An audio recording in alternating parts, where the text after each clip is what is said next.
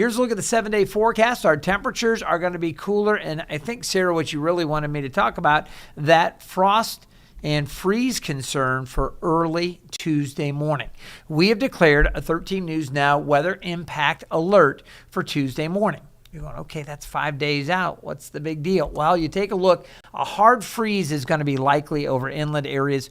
We're talking lows Tuesday morning down into the mid-20s for some areas.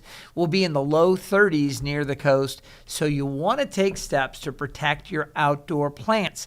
This is why we've declared this weather impact alert 5 days early so that you have the weekend to prepare. Some folks may want to get maybe some plastic to put over some beds or throw down a little extra mulch. Maybe you've got some potted plants out on a porch or patio. Be a good idea to take some time this weekend to bring those in.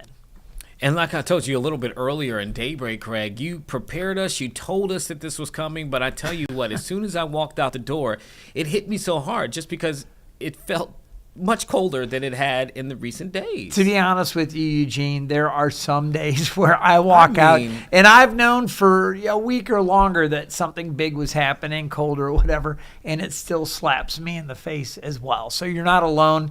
I will say that on these colder mornings, I do make a point to wear nice socks. So there's that.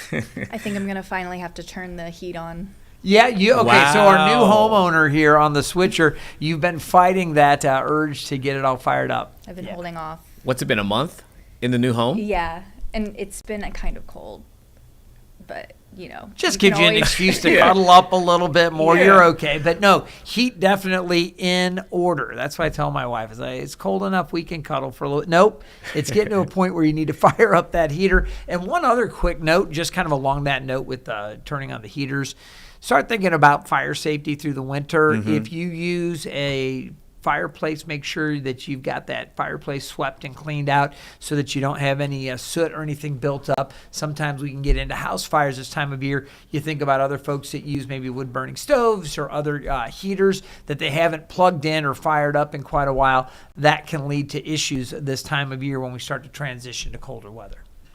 Yeah, really good reminder as well, because how many times do we see, unfortunately, in our coverage where there are fires during this time of year of people who were trying to stay warm and doing it in some ways in which you would not advise as well. So good reminder for folks there too, Craig.